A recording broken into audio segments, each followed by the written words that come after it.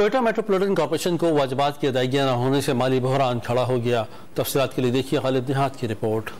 Metropolitan corporation Quetta بدترین مالی بحران کی زد میں آ گیا۔ شہر سے کچرا اٹھانے والی گاڑیوں کو پیٹرول کی فراہمی بند کر دی گئی۔ گاڑیاں میٹروپولیٹن کارپوریشن دفتر کے احاطے میں کھڑی ہیں۔ شہر کے مختلف علاقوں میں جگہ جگہ کچرے کے ڈھیر لگ گئے۔ کچرے، گندگی اور تعفن کے باعث شہریوں کا جینا محال ہو گیا۔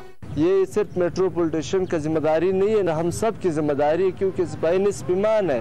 ہر بندے کو چاہیے اپنے گھر کے سامنے، اپنے دکان کے سامنے جتنا حصہ رہتا ہے، جتنا زمین ہوتا ہے، ان کو صاف رکھے تاکہ ماحول صاف ستھرا رہے۔ ایڈمنسٹریٹر کوئٹہ کا کہنا ہے کہ محکمے کو پیٹرول نہ ملنے کے باعث گاڑیاں کھڑی ہیں۔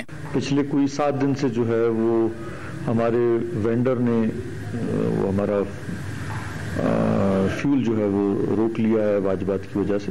کوئٹہ کے رہائشیوں نے حکومت سے شہری انتظامیہ کا مالی بحران ختم کرنے کے لیے ہنگامی اقدامات کرنے کا مطالبہ کر دیا۔